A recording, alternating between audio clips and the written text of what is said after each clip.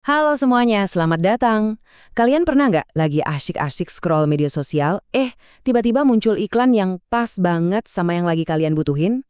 Atau mungkin penasaran, kok bisa sih ada brand yang mendadak viral dalam semalam?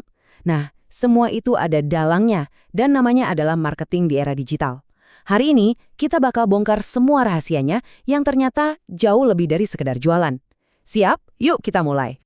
Coba deh pikirin ini.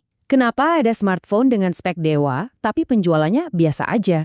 Sementara brand lain yang fiturnya standar malah laris manis. Atau ada warung kopi dekat rumah yang kopinya enak banget, tapi sepi. Sementara kafe seberang yang biasa aja selalu penuh. Kok bisa gitu ya? Nah, pertanyaan inilah yang bakal jadi pintu masuk kita buat ngerti. Kalau marketing itu bukan cuma soal produk bagus.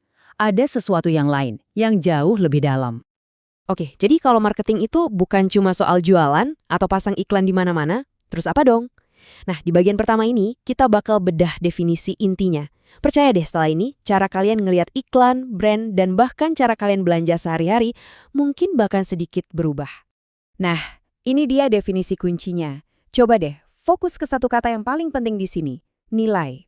Jadi marketing itu bukan tentang, ayo beli produk saya, tapi lebih ke, hey, saya punya sesuatu yang berharga buat kamu, gimana kalau kita tukeran? Perusahaan ngasih produk, kita ngasih uang, waktu atau perhatian kita.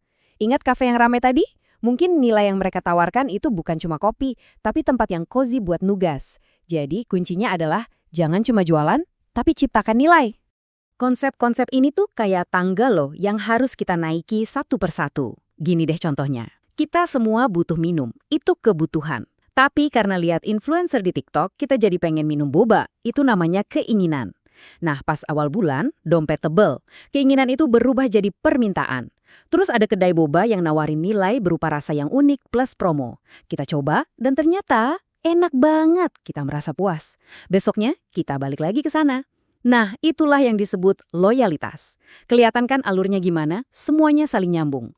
Sekarang, yuk kita jadi penjelajah waktu sebentar. Soalnya, marketing itu nggak gitu-gitu aja. Dia terus berevolusi ngikutin zaman.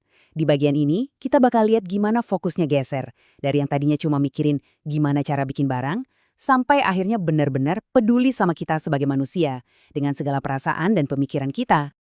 Lihat deh timeline ini. Dari era pabrik yang penting produksi massal sampai era sekarang yang serba AI dan data. Setiap tahap ini tuh mengubah total cara brand ngobrol sama kita.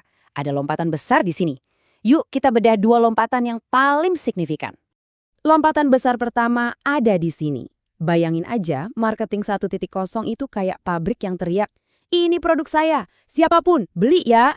Mereka nggak peduli kamu mahasiswa, pekerja, atau ibu rumah tangga. Tapi di marketing 2.0 mereka mulai sadar, bentar, kebutuhan mahasiswa sama ibu rumah tangga kan beda.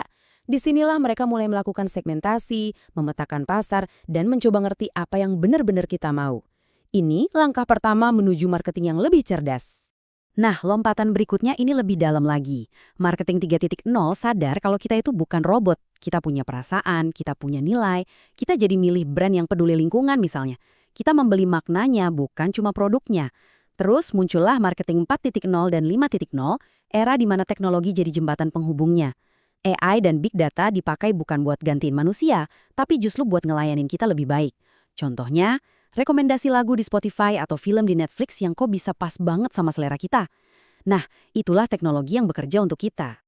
Oke, perjalanan waktunya cukup dulu ya. Kita kembali ke masa kini.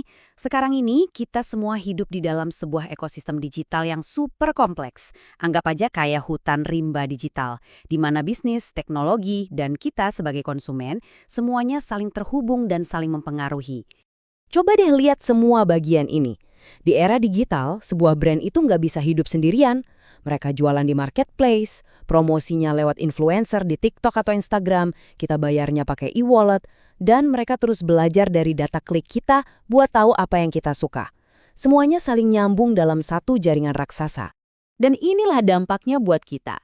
Dulu proses belanja itu lurus kayak jalan tol, lihat iklan, tertarik, beli, selesai. Kalau sekarang, wah prosesnya udah kayak jalanan kota yang rumit. Sebelum beli laptop baru misalnya, kita pasti nonton review di YouTube dulu, terus bandingin harga di berbagai marketplace, baca komen-komen orang, nanya temen di WhatsApp, baru deh akhirnya check out. Bahkan setelah beli, kita bisa jadi yang ngasih ulasan. Artinya, kita jadi konsumen yang jauh lebih pintar dan punya kuasa. Dari tadi kita ngomongin soal nilai, nilai, dan nilai terus. Sekarang saatnya kita bedah tuntas. Apa sih sebenarnya nilai itu dari kacamata kita sebagai konsumen? Kalau kita paham ini, kita bakal ngerti kenapa kita rela bayar lebih mahal buat satu brand tertentu dibanding yang lain. Rumusnya kelihatannya simple ya, tapi ini game changer. Nilai itu sederhana. Semua manfaat yang kita dapat dikurangi semua biaya yang kita keluarin.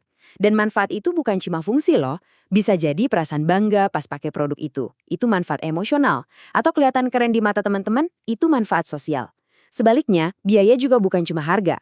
Waktu kita yang kebuang buat nyari barang, tenaga, sampai resiko kalau barangnya zonk, itu semua adalah biaya. Coba deh bayangin, ada timbangan. Kalau kita belanja di mall, manfaatnya kita bisa pegang barangnya langsung, pasti pas. Tapi biayanya? Waktu di jalan, ongkos parkir, capek. Nah, kalau belanja online, manfaatnya praktis banget. Tinggal klik dari rumah. Tapi biayanya? Ada risiko barangnya nggak sesuai dan harus sabar nunggu paketnya datang. Keduanya nawarin nilai yang beda. Pilihan kita tergantung timbangan mana yang lebih berat buat kita saat itu. Sekarang, kita pakai rumus timbangan tadi buat kasus nyata. Starbucks. Kalau kita cuma lihat timbangan biaya dari segi harga, jelas kopi sachet menang telak. Tapi kenapa orang tetap rela bayar mahal? Karena Starbucks menaruh banyak banget beban di timbangan manfaatnya. Mereka nggak cuma jual kopi, tapi juga wifi kenceng buat kerja, sofa nyaman, dan sedikit gengsi pas kita upload story dengan gelas hijau itu kan? Nah, bagi sebagian orang, total manfaat ini jauh lebih berat daripada harga yang harus mereka bayar. Jadi, kesimpulan utamanya adalah ini. Nilai itu sifatnya subjektif. Apa yang berharga buat saya, belum tentu berharga buat kalian.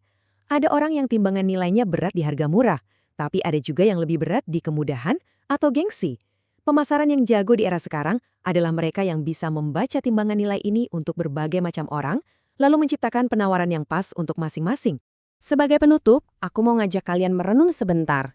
Di dunia yang serba cepat ini, nilai kayak apa sih yang bakal jadi paling penting buat kalian nanti? Apakah kemudahan yang instan, pengalaman yang super personal, atau mungkin produk dari brand yang punya tujuan mulia? Jawaban kalian itu nggak cuma membentuk kalian jadi konsumen yang lebih cerdas loh, tapi juga akan ikut menentukan arah masa depan dunia pemasaran itu sendiri. Terima kasih sudah menyimak, semoga bermanfaat ya.